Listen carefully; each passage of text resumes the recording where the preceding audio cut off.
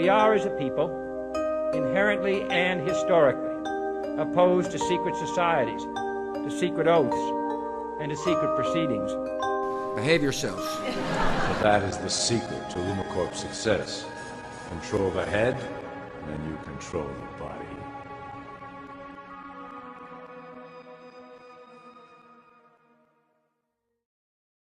Good morning, ladies and gentlemen. Good morning. This is J.R. Moore coming to you live from deep in the mountains of the Missouri Ozarks on Wednesday, the 11th day of July, year of our Lord 2012.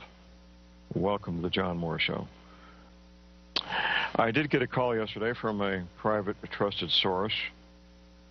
Very disturbing call that I've been pondering how to report this to you since I got it mid-morning yesterday.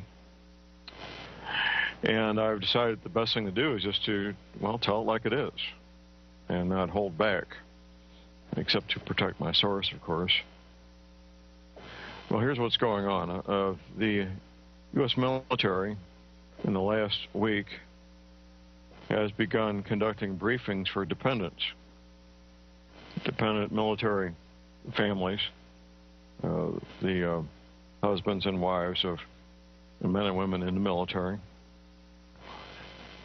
These would be the dependents that are stationed on near the East Coast, the Atlantic Ocean, near the West Coast, the Pacific Ocean, and near the Gulf Coast. At these briefings, they're being told the following, that there's this planetary-sized object called Nibiru that's coming into our solar system. It's going to be causing very severe problems, much more so than it already is, very soon. And that they're being put on standby to bug out. They're being told that there'll be little notice, possibly 2 weeks or so, before they're given the notice to bug out. Oh, they're also, by the way, they're being shown a map at these briefings.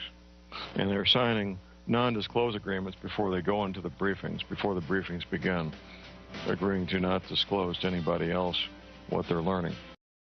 Anyway, at these briefings, these people are being told that when the call comes, they will only be able to take basically what you would take if you were flying on a commercial airline, a carry-on bag and one check bag with family photographs, personal, important papers, documents, and whatever clothes you can fit in.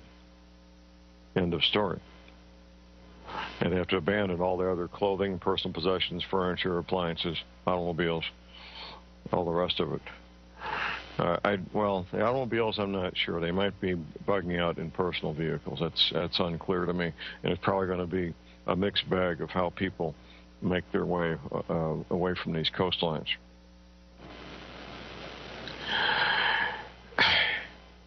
I was talking to Tim Spıtzer about this and my friend Command Sergeant Major Page, both of whom are veterans of the U.S. military. And the agreement between the three of us was that these kinds of briefings would not take place a year in advance. They would not take place 6 months in advance. 4 to 6 weeks is probably pretty likely. Probably not more than 3 or 4 months. So that's our belief. I hope we're wrong. I hope that this turns out to be incorrect information. If it is, well, that's great. If it's not, if it turns out to be correct, then you've got your heads up.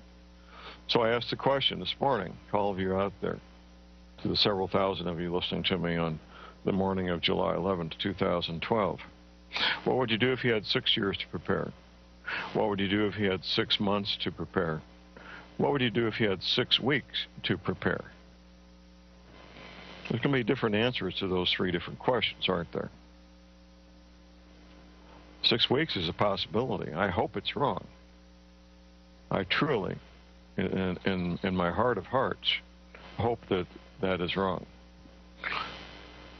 I know that at some point that we will get warnings like this that are viable and will be the real deal. And unfortunately, I think this may be it. I don't know. I hope it is not. My source will be I'll be talking to my source on a weekly basis for the foreseeable future, for probably several months into the future, probably till the end of this year, most likely. We're going to be getting to know each other real well and communicating as we track this thing and see where it goes.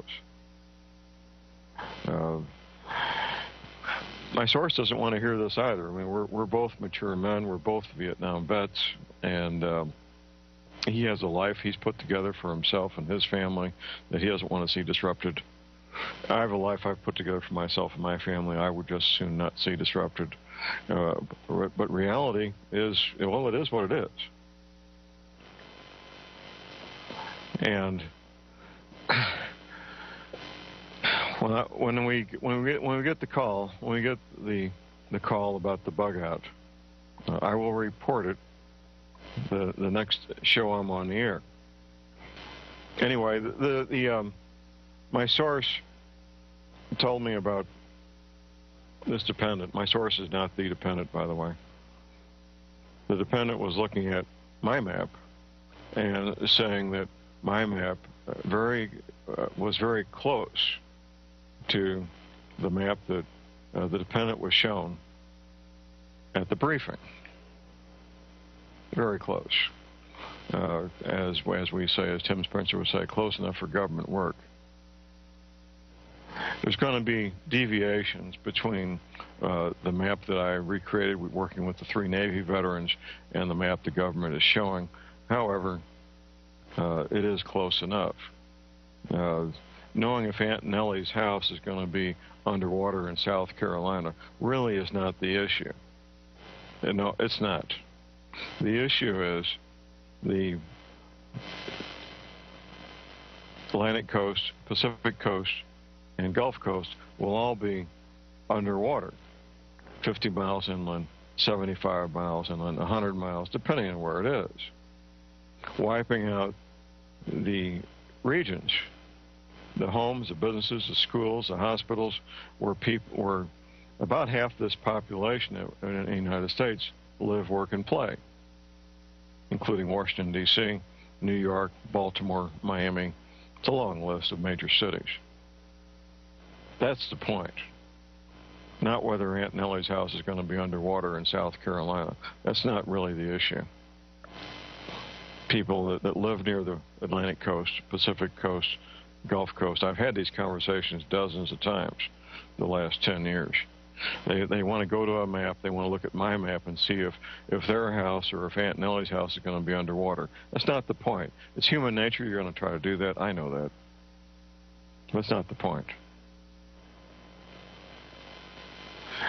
The briefings I'm getting from my confidential source have the ring of truth to them. They do. And I will do everything I need to do to protect my source, make sure my source remains confidential. In fact, the original source does not even know that they are a source. That's how we've kept this confidential. They don't even know they're a source. But that's a good thing. That protects them also. Searching for a date, searching for a time frame is something, it's human nature. I get these inquiries all the time whenever I have these conversations with groups of people or individuals. When's this going to happen, John? Well, I still don't know. I know I'm reporting as much as I know right now. As my friend Professor McCanney would say, and he published this in his book, a lady was asking him about a time frame, and his response was, well, ma'am, if I give you a date, what are you going to do? Buy another case of tuna fish? I think that's almost a word-for-word quotation there. Last-minute preparations means getting down to prioritizing, making a list of priorities, making sure you have the things that the essentials that you absolutely must have. Your water filter, your food supply, medical supplies, communications equipment, whatever boots and hats and gloves, fuel stored up, seeds for your gardens, like hopefully a safe haven. That would be a really, really good thing, a safe haven where you can live and be safe and grow your own food away from a major metropolitan area at a good altitude with a decent growing season, plenty of water, and so forth. If you don't have a safe haven, I would urge you to secure one. I think that would be one of the highest priorities a person could and should have, is securing a safe haven for themselves and the people they care about. These next few months between now and October. Do we have 6 weeks, 8, 12? I don't know how many weeks we've got. Maybe we got 120 weeks. Make your list of priorities and work the top priority first, then number 2, and then number 3, and so forth. You can work on 2 or 3 priorities at the same time, by the way. You don't have to limit yourself to one at a time. When Dr. Deagle, it's been, 4 years ago now, asked me to make a top 10 list of things for preparedness, it instantly struck me as something very essential, an excellent exercise. I had not done it before. So I put together my top 10 list. And Dr. Deagle and I have talked about that several dozen times the last few years on the Friday afternoon show on Genesis, Dr. Deagle's third hour. As you regular listeners know that hear me on Dr. Deagle, I do get to talk a little bit.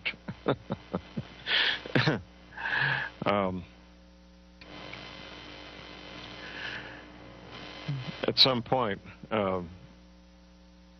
my source will let me know, and I will let you know. We have a caller on hold here, Linda in Ohio. Good morning, Linda.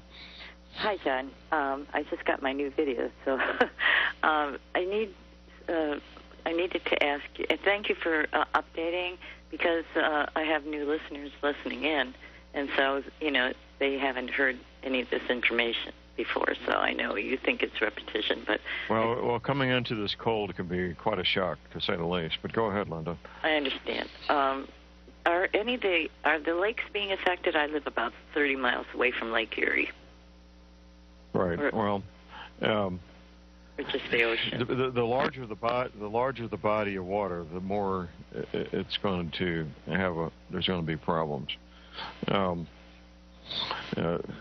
What's your altitude above sea level, Linda? I used to know, but I've been going to work in and out so much I can't remember anymore, but I will find out. Okay.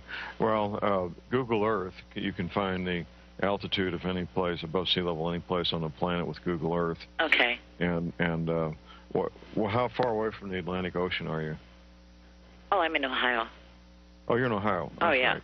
Okay, well, you're far enough inland. You got mountains between you and the ocean. You're probably going to be okay. I'd want to be some altitude above Lake Erie, maybe 100 feet or so, because there's going to be a lot of things other than just the oceans coming out of their basins. There'll be 200-mile-an-hour winds. There'll be earthquakes. There'll be a lot of meteors hitting our dear old planet here. But as far as Lake Erie is concerned, I would just want to be maybe 100 feet or so above the lake level, just for a bit of a margin of safety. What's the nearest city that you're near, Linda, and how far are you from it? The nearest big city is Cleveland. Yes. Cleveland. And how far are you from Cleveland? Oh, about, I'd say 75 miles. Okay, well, that's not as far away as I'd like to see, but it's not too bad. You live in a fairly small town? Yes. Okay.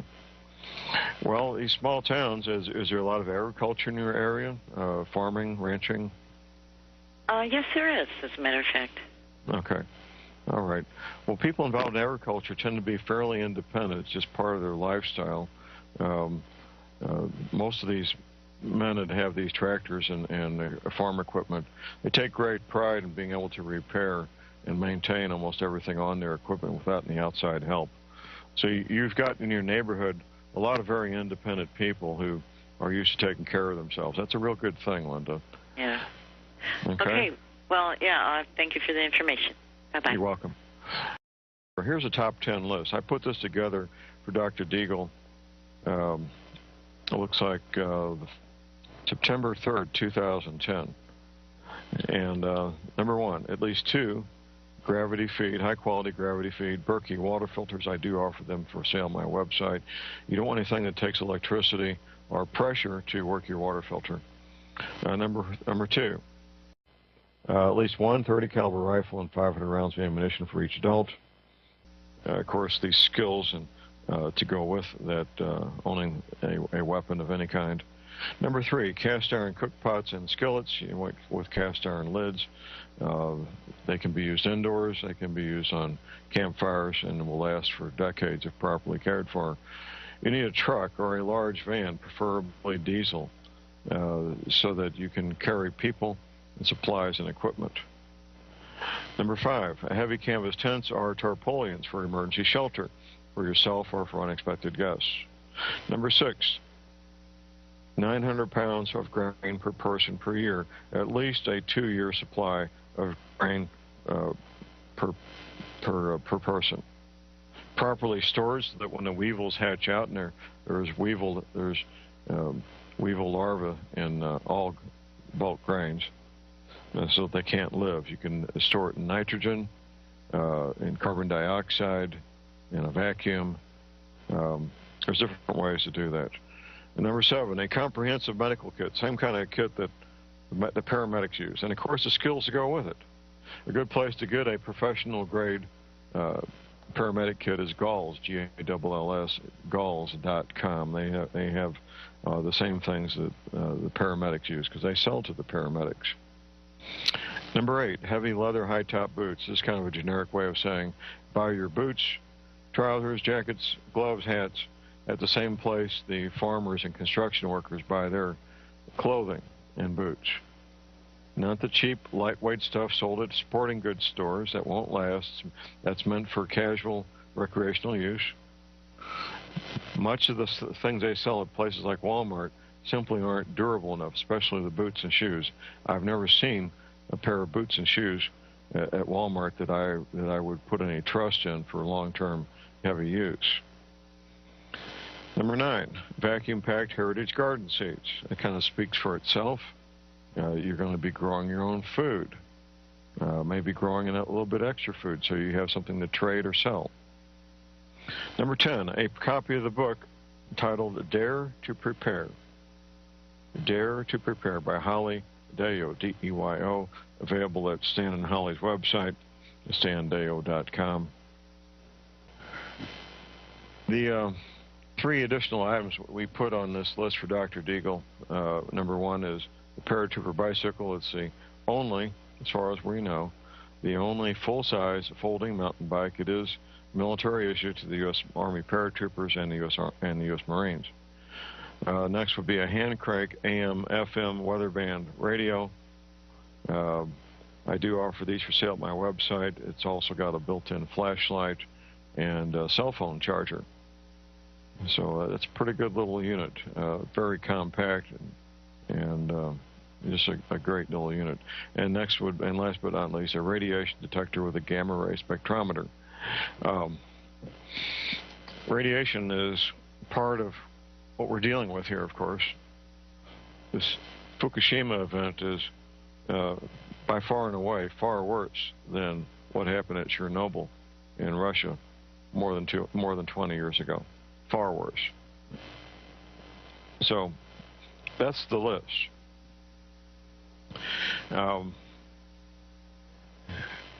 As Linda pointed out, Linda from Ohio a few minutes ago, we always have new listeners. Being exposed to this material for the first time can be quite shocking. A lot of people, it's so far away from their belief system that they simply outright reject it, and I expect that. That's why I go back frequently to the fact, and it is a fact, scientifically provable fact, and I've got some of the evidence at my website, that 2 years ago, last month, it was June 12th, 2010, the Gulf Stream stopped. This is one of the many effects of the 10th planet, or Nibiru, on our planet, and they're secondary effects. It's not a direct effect, it's a secondary effect. Back in 1979, when the scientists, with our government and the various world governments, once they satisfied themselves that Nibiru was real and where it was located with the Pioneer 10 space probe, they began making their preparations, part of continuity of government contingency planning. They also developed their cover story. The goal of our government and the world governments is to keep everybody going to work Monday through Friday, paying their mortgages, being distracted with professional sports and other things, to the last minute. And I think they'll be 97, 98% successful in that effort because of their Loctite grip on mass media. So the cover story they developed was that there's going to be something called human-created climate change, human-created global warming. That's the cover story that they decided on in 1979. It's not just a fantasy put out by Al Gore. Al Gore is the most visible spokesman. But this is the storyline put out by NASA and NOAA, the National Oceanic Atmospheric Administration, and the National Aeronautical and Space Administration, that human beings and human activity is creating greenhouse gases, which in turn is warming the planet. That's a complete fabrication, a complete fantasy. And even little children can tell you about carbon footprints now and how we should all have a smaller carbon footprint. What a bunch of malarkey that is, as my friend Lucas would say. But they've been wildly successful in obfuscation and confusing the issues, convincing people that things are something other than what they really are, and they will continue to be. In the meantime, if you become a student of my work, a student of Professor McCanny, a student of Immanuel Velikovsky, Zechariah Sitchin, and others, you can learn the truth. The truth is, what we're experiencing is cyclical in nature. It's a long cycle, 3,600 years, and in human lifetimes, that's a lot of lifetimes, 3,600 years. You figure 4 generations per century times 36 centuries, that's a lot of centuries, that's a lot of generations. The cyclical nature of this planet going away from us for 1,800 years and coming back towards us for 1,800 years in the binary star system. I get emails from all kinds of people claiming they have photographs, claiming this, claiming that. It's natural to want to see this thing. 12 years ago, when I found out about it, more than 12 years ago, I began that quest myself. I came to realize it doesn't matter. It really doesn't matter if I see a photograph of it or not. Eventually, I will see photographs that are authentic, and so will you. Eventually, we'll see the real deal, and here in the Northern Hemisphere. By then, we'll be down to the final few months, if not few weeks or days, before all hell breaks loose. I encourage you to, now don't get caught up in a quest trying to find a photograph of the 10th planet of Nibiru. It's pointless. It serves no purpose. What you need to do is educate yourself about this cycle where every 3,600 years, every civilization on the planet gets mashed down to the mud. Lucas told that story quite well in his first DVD. It's mainstream archaeology, by the way. Very mainstream archaeology. And they offer no explanation. Mainstream archaeology offers no explanation for all the civilizations on Earth 3,600 years ago collapsing, coming to a halt. They don't. I know why. And when you educate yourself, you will know why as well. It's very important that you educate yourself. Take the time to do the serious reading necessary. And it's going to take a lot of reading. You know, watching the 4 hours of my DVD is a good start, but that's all it is. At the end of my second disc, I give a fairly extensive bibliography of books that you can use to educate yourself. It's probably 20 to 30,000 pages worth of reading. Oh yeah, I'm quite serious here. There's a lot to learn. If you think you can have a comprehensive understanding of these matters by watching a 4-hour lecture that I put together, well, you're sadly wrong. That's just a beginning point. That's just a teaser. This is all that is. And I would urge you not to make major life decisions and major changes in career or where you live, the part of the country you live, based only on watching my 4-hour lecture. I think you need to do more homework than that. I stand behind what's in my lecture. I document what's in my lecture. And it's solid. If it wasn't solid, I would have been hammered into the ground long ago. This first disc came out in the first week of September 2008. That's be 4 years ago this September. The second disc came out just a little over a year ago. So no, what I have there is very real and very provable. I offer some of the evidence there at my website with the U.S. Navy images of the Gulf Stream before it stopped and the Navy images of the Gulf Stream after it stopped, which of course is where we are right now. The Gulf Stream having stopped and its effect on the ocean current and weather is why we're experiencing the unprecedented heat here in North America. There is no precedent. We have weather records going back to about the 1880s in much of the country. This is the hottest year ever recorded in the 130 years or so of record keeping. Unprecedented.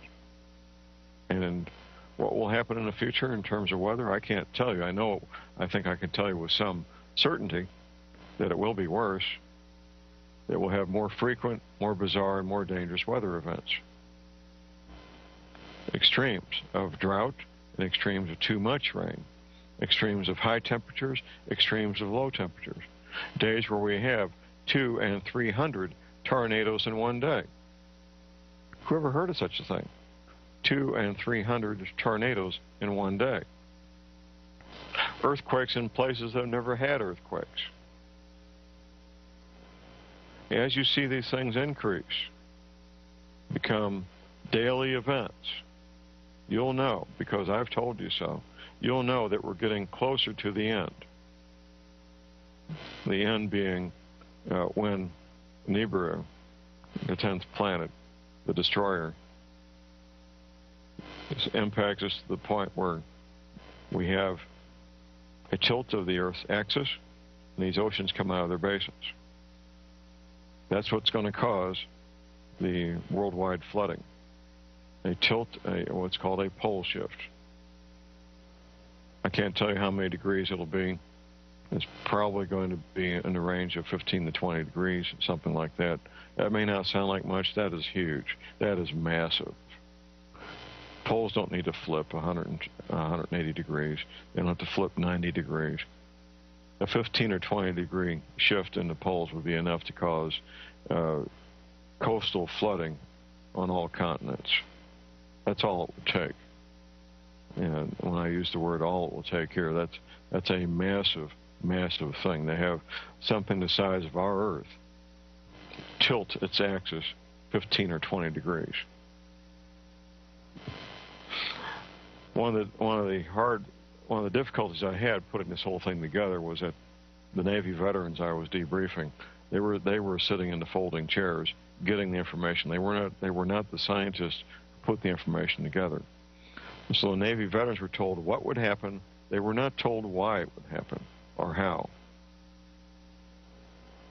They were told these oceans would come out of their basins. They weren't told what would precipitate that, what would make this happen. I had to find that out myself. That's when I found out there was a bulge of water at the equator, not quite 500 feet above sea level, being measured at Cornwall, England, held in place by gravity and rotation of the Earth. Anything that disrupts where true north is, disrupts the rotation of the Earth, will disrupt that bulge of water, which is hundreds of thousands of cubic miles of water, north and south of the equator, going north and south more than 1,000 miles each direction. That's a massive bulge of water. And once that water is disrupted, if you're near a coastal area, well, baby, watch out. You're going to be underwater. One of my consultation clients down in Texas, he's about 80 miles from the Gulf Coast. I arrive at his home, I'm about to get out of the Suburban. I look down and I see sand and seashells. All the ground, everywhere, the entire region there, sand and seashells. I looked him straight in the eye and I said, this used to be under the ocean. He got kind of quiet because his wife was standing there, and he had not told his wife yet. And he said, yes, John, it was. Much of East Texas used to be under the ocean. Even areas 80 and 100 miles from the ocean, where the ocean is now, used to be under the ocean. And those are seashells. They're not the fossil of seashells. They are the seashells. So it wasn't millions and millions of years ago. They're just plain old seashells like you'd find next to any ocean right now. Have been laying there for about 3,600 years. So this is your wake-up call, ladies and gentlemen. Well, I started out the show with a warning. I'm going to wrap it up with the same warning because I know there's people that can't tune in the entire show. One of my trusted private confidential sources tells me that military dependents that are stationed with their spouses on the Atlantic coast, Pacific coast, and Gulf coast are now attending briefings. They have to sign non-disclosure agreements, briefings that they could soon get a bug-out order where they would be ordered to leave these coastal areas, taking only the equivalent of a carry-on bag and one suitcase, abandoning everything else. They may get as much as 2 weeks' notice before they get this order. They may not get 2 weeks' notice.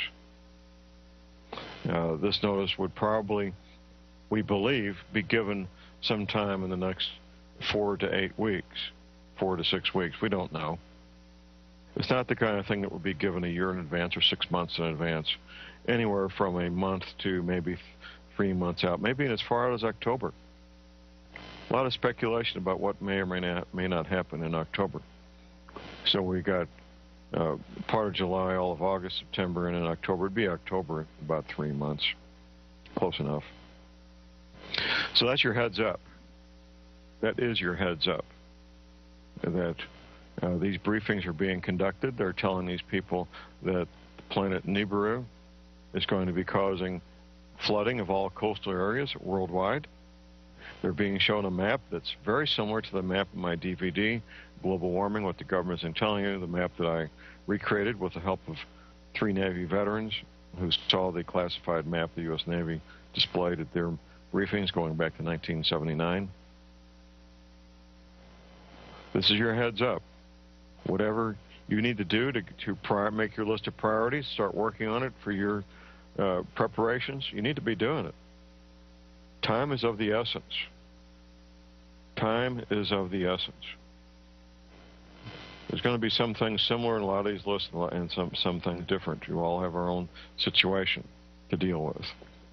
You know what your situation is. Just do it. I do private consultations, by the way, details at my website, thelibertyman.com. If you need some help gaining some clarity and focus as to what you're doing, I'll be glad to do that for you and with you. Hopefully this will blow over. We'll get through this fall, get past the fall elections, and life will be grand, and we can enjoy a joyous Christmas season where we celebrate the birth of our Lord Jesus and celebrate January 1st, 2013 with no major problems. I really, sincerely hope and pray that is what happens. I would not be carrying out my duty as a journalist, however, if I held back this information from you. I have a duty and a responsibility as a journalist, which I am, an investigative journalist, to put this information out. What you do with it is up to you. That's it for today, ladies and gentlemen. You all be safe out there. Buy lots of ammunition. Never give up your guns. The code words for today, for those of you behind enemy lines, turn to page 156, first paragraph. Page 156, first paragraph. Be safe and buy lots of ammunition. And thank you for feeding the Bush family. And the agreement between the three of us was that these kinds of briefings would not take place a year in advance. They would not take place 6 months in advance. 4 to 6 weeks is probably pretty likely. Probably not more than 3 or 4 months. So that's our belief. I hope we're wrong.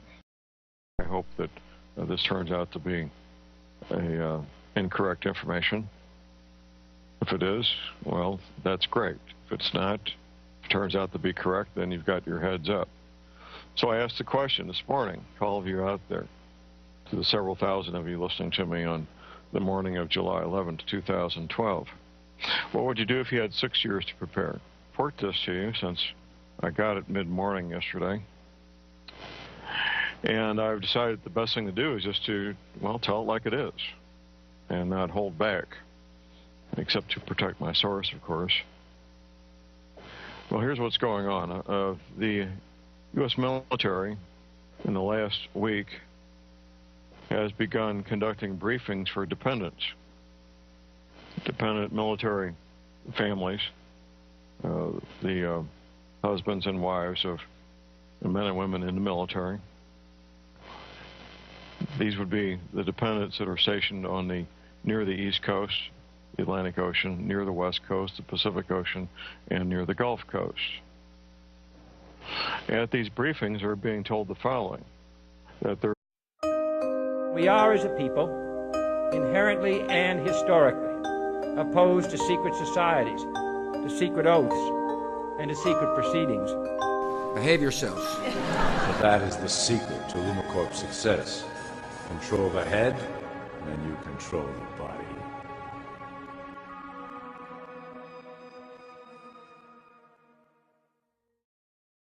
Good morning, ladies and gentlemen. Good morning. This is J.R. Moore coming to you live from deep in the mountains of the Missouri Ozarks on Wednesday, the 11th day of July, year of our Lord 2012. Welcome to the John Moore Show. I did get a call yesterday from a private, trusted source. Very disturbing call that I've been pondering how to remake if you're flying on a commercial airline, a carry-on bag and one check bag with family photographs, personal, important papers, documents, and whatever clothes you can fit in. End of story. And they have to abandon all their other clothing, personal possessions, furniture, appliances, automobiles, all the rest of it. Well, the automobiles, I'm not sure. They might be bugging out in personal vehicles. That's unclear to me. And it's probably going to be a mixed bag of how people make their way away from these coastlines.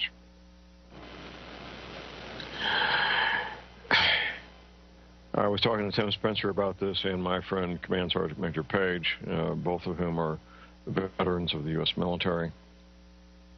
There's this planetary-sized object called Nibiru that's coming into our solar system. It's going to be causing very severe problems, much more so than it already is, very soon. And that they're being put on standby to bug out.